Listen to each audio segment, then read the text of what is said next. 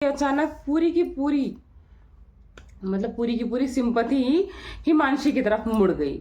और अगर आपके इन लॉ सपोर्टिव नहीं होते ना तो शायद ही करेंगे। हमारी जिस तरह से वीडियो है हम उस तरह से कंटेंट देंगे, नॉर्मल होके बात करेंगे, सीरियस। देखो, किसी का ट्रिप पे जाना ये कहीं से भी इंडिकेट नहीं करता है कि वो चीटर है। और जिस टाइम की रिकॉर्डिंग है, क्या उस टाइम रिकॉर्डिंग कोई जानबूझ के कराया होगा या फिर उन्होंने धोखे से की होंगे। और रिलेशन इतना अच्छा चल रहा था तो हर टाइम रिकॉर्डिंग ये लोग रखते क्यों हैं ये bloggers. Hey everyone, welcome back to my channel Purnima Keshav blog. और आप सब कैसे हैं? आई होप आप सब बहुत अच्छे से होंगे। मैं भी बढ़िया हूँ। तो आज की वीडियो जो होने वाली है, मैंने एक वीडियो बनाई थी कुछ टाइम पहले ऋषि के ऊपर, एक बनाई थी जो बीइंग ऋषि करके हैं, दैट ग्लैम गर्ल नाम से एक लड़की है हिमांशी, उसका चैनल था। मैंने आप लोग को बताया भी था कि अभी ये शुरुआत है कंट्रोवर्सी की, अभी आगे इसमें बहुत कुछ होने वाला है। तो जो चीज़ें हमारा काम होता है, जो चीज़ें हमें सामने दिखती हैं उसके हिसाब से रिएक्ट करते हैं। तो उस टाइम पे सिचुएशन कुछ ऐसी थी कि लोगों को ऋषि ने बहुत सारी वीडियोस बनाई और इन्होंने काफ़ी वेट करने के बाद एक वीडियो बनाई। किसने? हिमांशी ने। तो लोगों को ऐसा लगा कि भाई जो बंदी इतने टाइम से वेट कर रही थी, कुछ नहीं रिएक्शन ले रही थी, कोई वीडियो नहीं बना रही थी, ऐसा क्या हो गया कि उसने वीडियो बनाई और लोगों ने काफ़ी ट्रस्ट किया। मतलब ऐसा हुआ कि अचानक पूरी की पूरी सिंपैथी ही हिमांशी की तरफ मुड़ गई। सॉरी। और मुझे भी ऐसा ही लगा, मैं सच बोल रही हूँ कि मुझे भी ऐसा लगा कि रियली हिमांशी के साथ गलत हुआ है। लेकिन आज ही एक ऋषि का वीडियो आता, हालांकि उन्होंने कम्युनिटी पे लगाया भी था और मैंने डिस्कस भी किया था कि इस हिमांशी के वीडियो पे एक उसका ऋषि की कम्युनिटी आती है कि अब मैं जब आऊँगा तो विथ प्रूफ आऊँगा। और फाइनली वो विथ प्रूफ आए भी और काफ़ी कुछ देखने को मिला जो कि बिल्कुल अनएक्सपेक्टेबल था, जो हमने एक्सपेक्ट भी नहीं किया था। मतलब जिस तरह से वो दिखती हैं, मासूम सी, बिल्कुल जेन्युइन सी, जिस तरह से वो बातें करती, कोई सोच भी नहीं सकता था कि इस तरह की गालियां दे सकती हैं, इस तरह की नीच बातें, इस तरह की सेल्फिश बातें कर सकती है। अगर आप कॉमन लाइफ में देखो तो जब पति पत्नी होते हैं, अगर दोनों वर्किंग होते हैं या नॉन वर्किंग होते हैं, मैं दोनों की बातें करूंगी। कभी कभी क्या होता है, केवल हस्बैंड वर्किंग होते हैं और वाइफ हाउस वाइफ होती, फिर भी कभी अपना अपना नहीं होता, मैं तुम, मेरा पैसा तेरा पैसा। अगर नॉर्मल अच्छी रिलेशन है तो हम बोलते हैं हम, हमारा पैसा, हम जोड़ के चलते हैं ना। अगर हाउस वाइफ भी जोड़ के चलती है तो यही बोलती है कि हमारा घर है, हम समेट रहे हैं, संभाल रहे हैं, तो हमारे काम आएगा, हमारे बच्चों के काम आएगा, हमारे फ्यूचर के काम आएगा। और पति भी यही बोलता है, अगर दोनों वर्किंग होते हैं, कोई खर्च करता है, कोई जरूरत होती तो उसका बार बार हिसाब नहीं लेता है। पर इनके में क्या था, यूट्यूब चैनल थे, जैसा कि ऋषि ने बताया कि इनका एक अच्छा अपना मेकअप का चैनल था। और कोई भी चैनल का ना एक टाइम पीरियड होता है कि उसके बाद आके वो उसके व्यूज और वगैरह डाउन जाते हैं। और जिस टाइम इन्होंने मेकअप का चैनल स्टार्ट किया था, लोग कम थे, लेकिन धीरे धीरे उस फील्ड में लोग आते गए। तो भाई जब एक ही प्रोडक्ट के या एक ही सब्जेक्ट के कई सारे कॉम्पिटिटर आ जाते हैं ना, तो चीज़ें थोड़ा सा एक नॉर्मल वे में आती हैं, नॉर्मल अवस्था में आती हैं प्रोडक्ट। और अगर आप व्यूज़ की बात करो, अगर उसी सब्जेक्ट पे 10 लोग वीडियो बना रहे हैं तो सबके देखने वाले अलग होंगे, सबकी बोलने का तरीका सबको समझ में नहीं आएगा, किसी को किसी का, तो लोग के फॉलोवर्स भी कहीं ना कहीं बढ़ जाते हैं। तो इनके व्यूज़ जाने लगे डाउन। और फैसला कि इसको फैमिली ब्लॉगिंग करते हैं, ये फैसला भी हिमांशी का था, जो कि उन्होंने अपनी वीडियो में बाद में एक्सेप्ट भी किया है। फिर उन्होंने इसको ब्लॉगिंग में कन्वर्ट किया। ऋषि ने काफ़ी अच्छा काम किया, अपना स्टोर पे जाने का था फैसला उनका कि मैं स्टोर कैसे मैनेज करूंगा।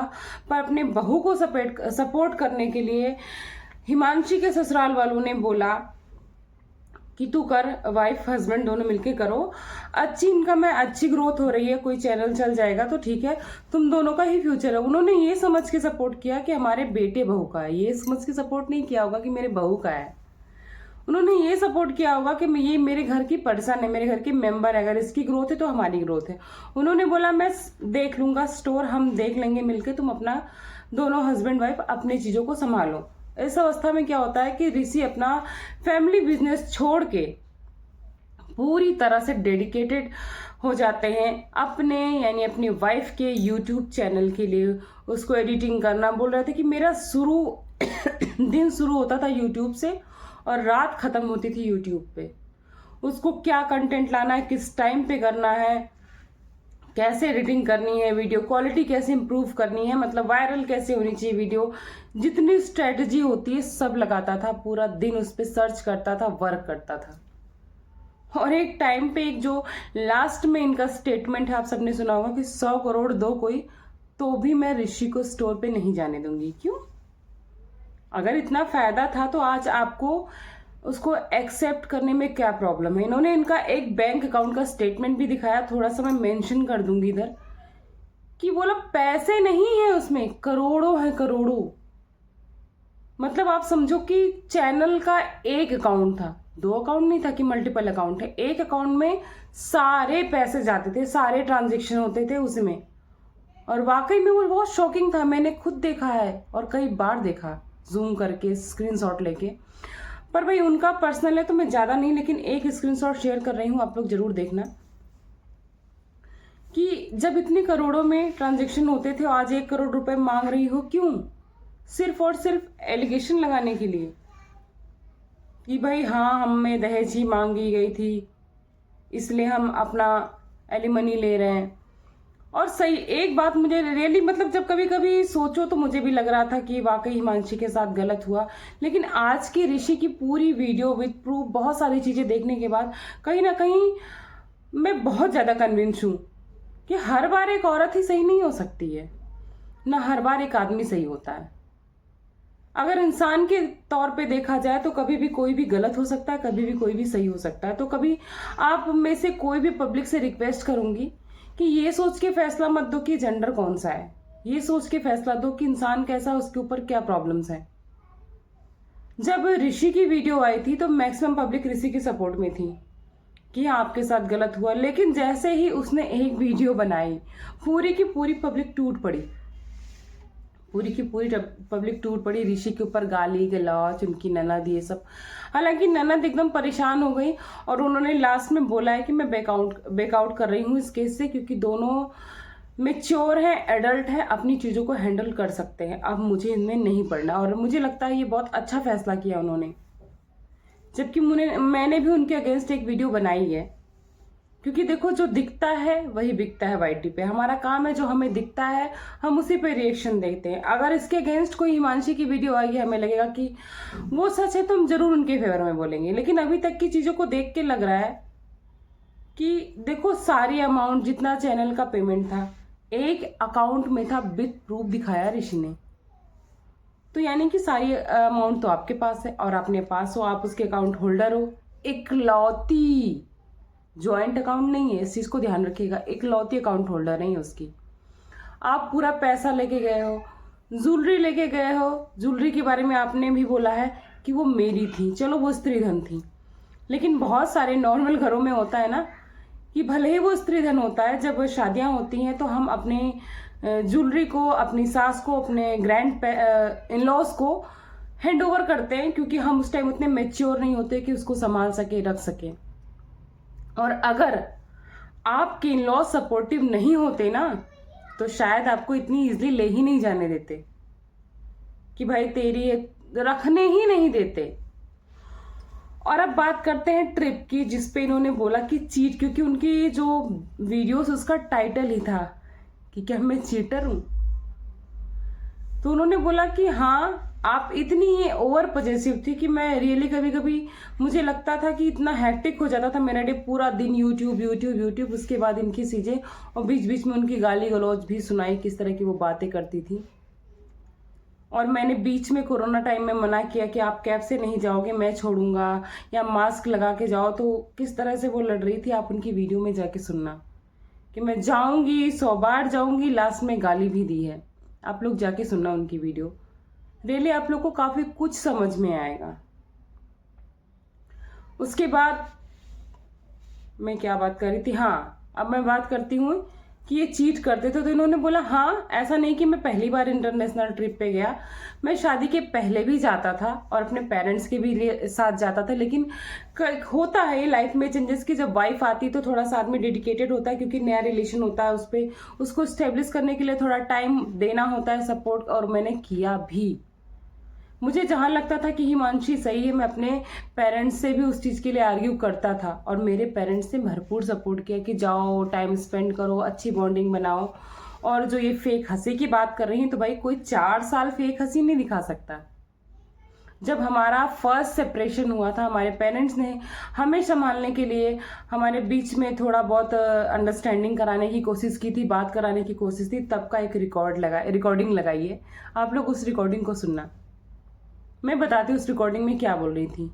हम चिल कर रहे हैं, हम बहुत खुश हैं, हम नॉर्मल अपनी वीडियोस पे फोकस कर रहे हैं, वीडियोस बना रहे हैं, और तो बोला गया कि तुम खुश तो हो, तो बताओ ना। तो बोल रही हाँ हम खुश है, तो इसका मतलब ये थोड़ी कि हम 24 घंटे ही करेंगे, हमारी जिस तरह से वीडियो है हम उस तरह से कंटेंट देंगे, नॉर्मल होके बात करेंगे, सीरियस होके बात करेंगे। इसका मतलब हम ये थोड़ी कि इंटरनली हमें पीस नहीं फील हो रहा, हम दुखी हैं या फिर जो भी है। इस तरह की बातें इन्होंने अपने मुंह से बोली, हिमांशी ने।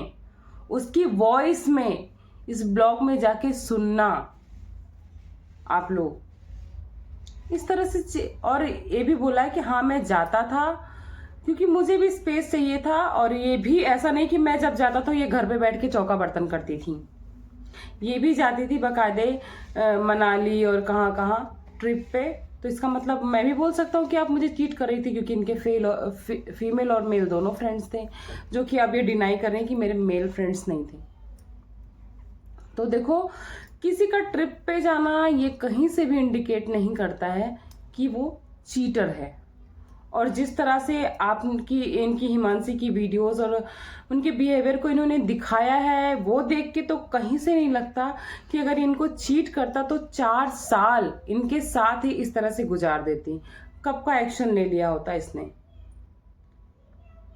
और वाकई में हर चीज इंसान बर्दाश्त करता है, और जितनी जागरूक वो लगती है उसको देख के तो कहीं से नहीं लगता कि आप 4 साल एक चीटर के साथ रह सकती हो। बाकी आपको क्या लगता है गाइस, जरूर जानना चाहूंगी। तो अभी ये समझ में नहीं आ रहा, इन्होंने बोला कि ये घर होते हुए भी एक ही सिटी में ओवरनाइट किसी रिजॉर्ट में रुकती थी, किसी होटल में रुकती थी, चिल करने के लिए, अपने आप को ब्रेक देने के लिए अपने फ्रेंड्स के साथ, फीमेल फ्रेंड के साथ जाती आती थी। इसका मतलब ये भी चीटर थी। मैं कहने को मैं भी बहुत कुछ कह सकता हूँ तुम्हारी चाची दादी नानी के बारे में, जैसे तुमने हमारे पेरेंट्स के बारे में इतना सब कुछ कह दिया। तो हमारे पेरेंट्स कहीं ना कहीं बहुत सफ़र कर रहे हैं मेंटली, वो देख के मुझे अच्छा नहीं लग रहा है, क्योंकि मैंने तुम्हें संभालने के लिए बहुत कोशिश की, लेकिन जब इंसान सारी कोशिश करके हार जाता और खुद को भी अकेला पाता है ना, तो रियली बहुत बुरा लगता है। तो अब देखते हैं आगे हिमांशी इसका क्या जवाब देती हैं, उनका क्या सबूत आता है, क्योंकि उन्होंने बोला सबूत तो मेरे पास भी बहुत है। हिमांशी ने भी इस चीज को बोला है, जैसे इन्होंने तो अपने सबूत दिखा दिए हैं।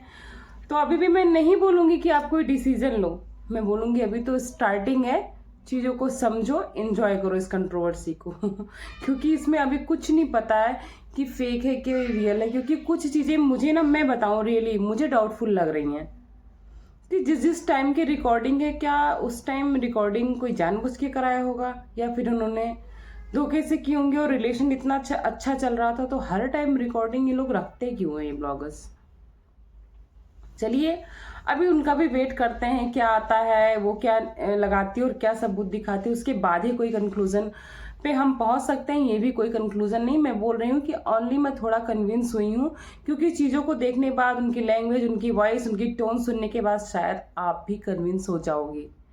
और आपको नहीं बिलीव तो एक बार जाके ऋषि का ब्लॉग देखना, करंट ब्लॉग, लेटेस्ट ब्लॉग, बहुत कुछ आपको क्लियर हो जाएगा। और एक बात उन्होंने और बोली लास्ट में कि इतना पढ़ी लिखी, स्टेब्लिश और एक नॉन फेस होने के बाद इतना कॉम्प्रोमाइज़ तो वो नहीं करने वाली थी। हाँ मैं ये चीज़ मानता हूँ कि उसकी वजह से भी हमें पहचान मिली है, लेकिन मेहनत हमने भी बहुत की है। अकेले ना तो अंबानी सक्सेस हो सकते हैं, ना कोई नॉर्मल इंसान।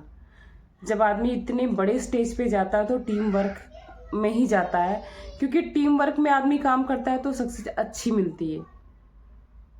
जब कोई अच्छा यूट्यूबर बनता है तो उसके पीछे भी उसकी अच्छी पीआर टीम होती है। तो वाकई में ऋषि ने सपोर्ट तो किया ही है, इस चीज़ को सबको एग्री करना पड़ेगा। अकेले का उनका चैनल नहीं है, उन्होंने बताया कि कितने टाइम में मिलियंस, कितने मिलियन से कहाँ तक के चैनल पहुंच गए हैं। इस ग्रोथ को हम सब ने देखा है। तो आप लोग की क्या राय है मैं ज़रूर जानना चाहूँगी। और वीडियो एंड करने से पहले एक रिक्वेस्ट करना चाहती हूँ कि चैनल पे नए हैं तो चैनल को सब्सक्राइब करिएगा, वीडियो को लाइक करिएगा, बेल आइकन प्रेस कर दीजिएगा ताकि मेरी आने वाली कोई भी वीडियो की नोटिफिकेशन सबसे पहले आप तक पहुँच जाए। और कमेंट सेक्शन में अपनी राय ज़रूर दीजिएगा। चलिए मिलती हूँ आपको नेक्स्ट वीडियो में नेक्स्ट टॉपिक के साथ। तब तक के लिए अपना खूब सारा ख्याल रखिएगा। Bye bye, thanks for watching Purnima Kesu blog.